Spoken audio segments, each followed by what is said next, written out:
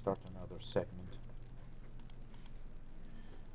And in this segment, we can continue on, our exploration of this sample. So this particular sample also includes the dice pair, and that's what the dice roller app sample was doing in the first place. Create the pair of dice. The class is here. It simply says dice pair class is defined as, obviously my package name is different, but that's okay. If I download, I can change the name of my package to whatever I'm using. So it has two private die class objects specified as data fields. So that makes sense. I have a dice pair and there are two dice. The constructor for the dice pair class takes the side count, which is an integer number, and passes the side count for the shape to which the die needs to be constructed, right? So passes the die side count to the constructor of each of the dies. So die 1 and die 2, the two of these fields are instantly initialized as soon as I construct the dice pair. Well, that's good. Now, there's also an example of another constructor which would take two separate values for the two dice for each one of them, and specify different side count to create like strange pair of dice. A roll essentially says let's roll one die and roll another die, and they provide methods apparently to roll. And those methods return the number that's being rolled on the die. And then we take the sum and we just, return it as a result of the roll.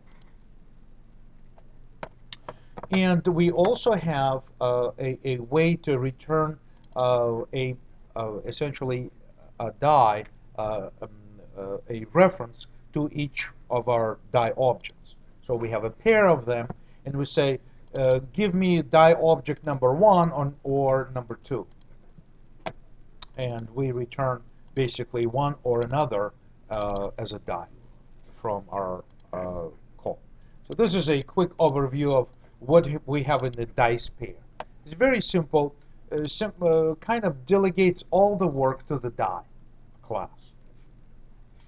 So what happens is that we construct it, we say roll in this demo code, kind of gives you the flavor of what is going on.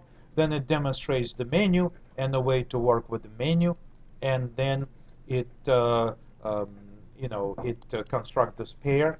And when we look at the actual die class, what it says is that we can in the die class we have one static final default side count, a typical die, 6 sides, right? That's like a cube with 6 sides.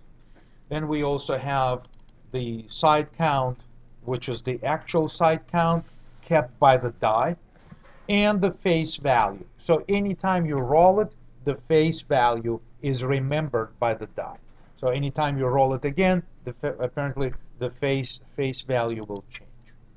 In this class, we have a constructor, a default constructor, which basically sets the default side count and immediately rolls the die. Why? Essentially to configure the face value to something, to a random number. Another constructor takes a particular side count and also does the roll, right? So does the roll, immediately rolls, so that as soon as they create the dice, and a random face value is specified as a result of the roll. In the roll method, we have this is from the homework handout. It's an example of calculating a random number in a given range. This is basically the minimum number right here, and then you call math random, and you multiply the result by the integer maximum number that specifies your upper bound in your range. So from here to here, we have now a random number. We store it as a face value, and we return it as a result of our roll. So far, there is no method to get to the face value if you need to, but you can add it, like get face value and simply return the face value from that method. You can add that method to this class. But this is sort of like a quick refresher on what was the previous homework assignment. And that homework assignment, assignment 6, was the dice roller program, right? So it was explaining here that, oh, look how many different shapes you can have those dice, and they really do exist. And you can actually add some validation. Obviously, this is a demo code. This is not a finished code. It's just demo. But apparently, you could restrict. For example, you could restrict from creating a die with like one side, or maybe not. It's up to you if you want to restrict. But typical dies in table games would be 4, 6, 8, 12-sided. So 4-sided die is this little pyramid shape. All right. So anyway, and then, it's just a little kind of fantasy world with those dice. And so if you read the outline of this, it's just basically, use this formula to compute it, and this demo code already includes this. So this is how you compute random number from 1 to 6, right? So the maximum number is 6, and the minimum number is 1. And in this case, we had it. That's exactly what we had in this demo right here when we said roll. Essentially, we sort of like use the side count as the highest number, and this was set to the lowest number.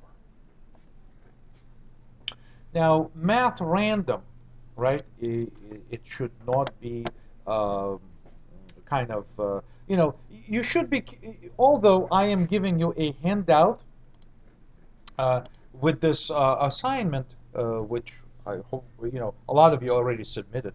But you should not be shy to actually looking up the documentation for math random and reading what it does. It's kind of your responsibility as a programmer. So if I go to Google or other search engine and try to find, math random, see, JavaScript also has it. So so here's the math class Oracle documentation, and I can quickly scroll down or even search, Control F, random. I apologize for such a small print, but here's the documentation. It returns a double value, which will be in a positive range, but it could be from 0 to 1, right? It will always be less than 1, but it will always be greater than 0. So this is what it is. And so if you take this fraction, and if you multiply this fraction by the number of sides, you essentially you have the potential to go from 0 to one less than the side count, simply because the fraction will never be set to 1, will be always less to 1, but it can be 0. So this is the initial range, but we want to shift this range from 0 to minus side count to 1 to side count, and that's why we add 1 to this formula. So very simple arithmetic, and we also sort of like convert the result of this computation, which will be promoted to double, we convert it to an integer by using the cast operator to essentially do the multiplication, but then drop the fractional part and brute force take just the actual the whole part of this fraction and convert it to integer. right? So it's guaranteed to be in the range from 0 to the number 1 less than the side count on our die. And then we simply add +1, and that puts us in the right range. So that's the explanation where this formula is coming from. There is also, besides random, there is also a random class in Java, and it's actually preferred nowadays to be used. But math has this pseudo-random random number generator in the math class as well. Okay, let me save this segment.